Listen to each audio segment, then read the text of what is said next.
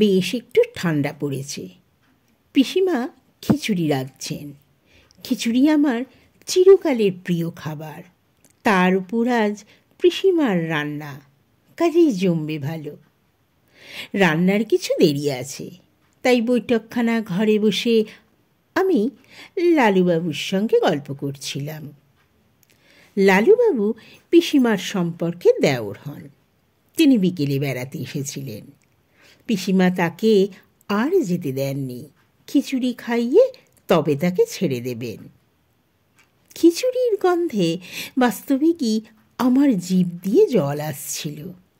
আমি বললাম, লালুবাবু, আপনি বোধহয় পিসিমার রান্না খিচুড়ি খাননি। একবার খেলে জীবনে আর ভুলতে পারবেন না। লালুবাবু বললেন, বৌদির হাতের রান্না খিচুড়ি আমার পরখ করা আছে, আর সেই স্বাদ আজও ভুলতে পারিনি বলেই তো তার এক কথায় রাজি হয়ে গেলাম।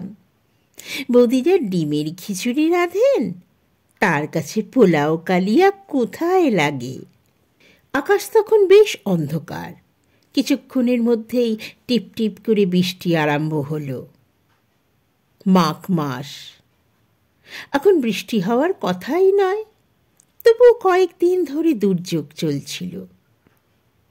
কিছুক্ষণ চুপচাপ থাকার পর হঠাৎ লালুবাবু বললেন, শুনুন, একটা মজার ঘটনা এই খিচুড়ি খাওয়া নিয়েই ঘটেছিল। উত্তর দিকে জানলাটা দিয়ে একটা দমকা হাওয়া ঘরে ঢুকছিল। জানলার সার্সিটা বন্ধ করে দিয়ে এসে আমি বললাম, এবার বলুন, এখনো খাবারের অনেক দেরি আছে, ততক্ষণে মজার ঘটনাটা শোনা যাক। লালুবাবু পকেট থেকে ডিবে বের করে একটি নস্যি নাকে দিয়ে বলতে আরম্ভ করলেন, গত বছরের কথা। দারুণ টাইফয়েড রোগ থেকে কোনো রকমে বেঁচে ওঠার পর দুর্বল হয়ে পড়লাম। ডাক্তাররা বললেন, হাওয়া বদল করা দরকার, চেঞ্জে যেতে হবে, আর পুষ্টিকর খাদ্য খেতে হবে। গৃহস্থ মানুষ, সিমলা দার্জিলিং যাবার তো ক্ষমতা নেই। কাজেই ঠিক করলাম শিমুলতলায় যাব। শিমুলতলায় আমার এক মামা কবিরাজি করেন। তাকে চিঠি লিখতেই তিনি খুশি হয়ে আমাকে যেতে লিখলেন। মামা বিয়ে করেননি, শিমুলতলায় একাই থাকেন। আমি বাড়ির পুরনো চাকর শিবুকে সঙ্গে নিয়ে শিমুলতলায় গিয়ে হাজির হলাম। মামা তো আমাকে পেয়ে বেজায় খুশি। ছোট্ট কবিরাজি দোকান, দুটি মাত্র ঘর। যে ঘরে দোকান সেই ঘরেই তিনি থাকেন, আর অন্য ঘরটিতে হয় রান্না বান্না, আর তৈরি হয় তার ঔষধ, পাচন ইত্যাদি। দিনগুলো বেশ সুখেই কাটছিল। মামা আমার জন্য একটা সালসার ব্যবস্থা করে দিলেন, কিন্তু সেটার এত তীব্র স্বাদ যে দুদিনের বেশি আমি আর তা ছুঁইনি। মামা কিন্তু তা জানতেন না। শিমুলতলার জল হাওয়া আর খাঁটি দুধ খেয়ে আমার চেহারা দুদিনেই বদলে গেল। আমার চেহারার পরিবর্তন দেখে মামা একদিন বললেন, কিরে, দেখলি তো আমার সালসার গুণ? আমি হেসে বললাম, নিশ্চয়ই, তা নইলে আর তোমার কাছে এসেছি কেন? মামা খুশি হয়ে বললেন, আচ্ছা, এবার একটা পাচন দেব, এক দাগ করে খাবি, আর শরীরের রক্ত হু হু করে বেড়ে যাবে। মামা পাচন দিয়েছিলেন, কিন্তু তার ভাগ্নে হয়ে আমি যে ওষুধের মর্যাদা রাখতে পারিনি। অবশ্য মামা সে কথা জানে না। একদিন বেশ ঠান্ডা পড়েছে। আমি বললাম, মামা, আজ রাতে খিচুড়ি হোক। মামাও খিচুড়ির ভক্ত। তিনি তৎক্ষণাৎ রাজি হলেন। বললেন, আমার কাছে খুব ভালো ঘি আছে রে, তোকে কিছু ভাবতে হবে না। খিচুড়ির সব আয়োজন হলো। সারা বিকেল ধরে শিবু মশলা বাটলে, তারপর খিচুড়িও চড়েছে। এমন সময় মামার এক ঘনিষ্ঠ বন্ধু এসে বললেন, আজ তার ছেলের জন্মদিন, আমাকে ও মামাকে অবশ্যই যেতে হবে, না গেলে তিনি খুব কষ্ট পাবেন। মনে মনে দুঃখও পাবেন। ভদ্রলোকের অনুরোধ ঠেকাতে পারা গেল না। শিমুলতলায় আসার পর থেকে মামা তার কাছ থেকে অনেক উপকার পেয়েছে, কাজেই মামা যাবেনই। আর মামার সঙ্গে আমাকেও যেতে হলো, কারণ তিনি আমাকে ছাড়বেন না। এখন খিচুড়ির মায়াটা ত্যাগ করতে হবে। মনটা খারাপ হয়ে গেল।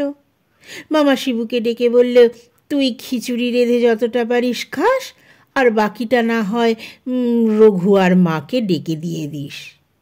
রঘু আর মা আমাদের বাড়ির পাশেই একটা ভাঙা কুঁড়ে ঘরেতে থাকে। বেচারি ভারী গরিব, তাছাড়া তার বয়সও হয়েছে অনেক। তার একমাত্র ছেলে রঘুয়া কোথায় কোন কয়লা খাদে যে কাজ করতে গেছে, তার খোঁজ আজ পর্যন্ত সে জানে না। মামার বন্ধু বাড়ি থেকে ফিরতে আমাদের বেশ অনেক রাত হয়ে গেল। শিবু পেট ঠেসে খিচুড়ি খেয়ে দরজা জানলা সব বন্ধ করে দিব্যি ঘুম লাগাচ্ছে। শিবু, ও শিবু করে কয়েকবার চেঁচিয়ে ডাকলাম, কিন্তু তার তো কোনো সাড়া শব্দ নেই। মামা জোরে জোরে কড়া নাড়তে লাগলো, কিন্তু দরজা খুলবার কোনো লক্ষণই দেখা গেল না। দুমদাম করে কয়েকবার জোরে জোরে দরজায় লাথি মারতে শিবু এসে দরজা খুলে দিলে। আমি রেগে গিয়ে বললাম, আচ্ছা বেবেকুব তো তুই, পেট ঠেসে খিচুড়ি খেয়ে তোফা ঘুম লাগাচ্ছিস, আর আমরা বাইরে দাঁড়িয়ে হিমে ভিজছি, বেটা উজবুক কোথাকার। আমার গালাগালি খেয়ে কোথায় শিবু ক্ষমা চাইবে? তা না, হি হি করে সে হাসতে আরম্ভ করে দিল। এই কি ধরনের বেয়াদপি! এরকম আচরণ তো তার কাছ থেকে কোনো দিনই পাইনি। খাটের ওপর আমার আর মামার বিছানা পাতা ছিল। আমার বকুনি খেয়ে দেখি শিবু দিব্যি কাঁথা শুদ্ধ পায়ে সেই বিছানার ওপর উঠে শটান শুয়ে পড়ল। শিবুর মাথায় ভূত চাপল নাকি? মামা বললেন, কোনো কারণে ওর মাথা গরম হয়েছে, বোধহয় খিচুড়ি হজম করতে পারেনি, তাই বায়ুর প্রকোপ বৃদ্ধি পেয়েছে। আমি ব্যাপারটা কিছুই বুঝতে পারলাম না। খিচুড়ি খেয়ে কেউ আবার পাগলামি করে নাকি? মামার কথায় আমার কিন্তু সন্দেহ দূর হলো না। ঘরের মধ্যে গিয়ে দেখি সব কিছু ওলট পালট। মামার টেবিলের ওপর দেখি খিচুড়ির হাঁড়ি বসানো, ওষুধের আলমারির মধ্যে দেখি এক গাদা ঘুঁটে আর কয়লা ছড়ানো। আর সব থেকে মজার ব্যাপার দেখলাম, মামার বিড়ালটাকে কে যেন গলায় দড়ি বেঁধে শিকের ওপর ঝুলিয়ে রেখেছে, আর সে বেচারা প্রাণ পরে মিউ মিউ করে চিৎকার করছে। এইবার আমার স্পষ্ট ধারণা হলো এই ভূতের ব্যাপার ছাড়া আর কিছু না। ব্যাপার দেখে মামাও রীতিমতন ঘাবড়ে গেলেন। তিনি ব্যাপারটা ভালো করে বোঝবার জন্য রান্নাঘরে গিয়ে ঢুকলেন। তারপর কি যেন সব পরীক্ষা করে চিৎকার করে উঠলেন, ঠিক হয়েছে, এবার বুঝতে পেরেছি। মামার চিৎকার শুনে আমি দৌড়ে রান্নাঘরে গিয়ে ঢুকলাম। মামা আমাকে বাটনা বাটার শিলটা দেখিয়ে বললেন, ওই দেখ, আজ দুপুরে এতে ওষুধের ভাং বাটা হয়েছিল। শিলটা না ধুয়েই শিবুদাতে মশলা বেটেছে, আর মশলার সঙ্গে যে কড়া ভাং মিশে গেছে শিবুদা টেরই পায়নি। কাজেই সিদ্ধির খিচুড়ি খেয়ে শিবুর এমন এই অবস্থা। এখানে ব্যাপারটা আমার কাছে জলের মতন পরিষ্কার হয়ে গেল। ভাগ্যিস আমরা সেই খিচুড়ি খাইনি। মামার ওষুধের গুণে শিবুর নেশা কাটল বটে, তবে তাকে আর কোনো দিন খিচুড়ি খাওয়াতে পারিনি। লালুবাবুর গল্পও শেষ হলো, আর আমাদেরও খিচুড়ি খাবার ডাক পড়ল।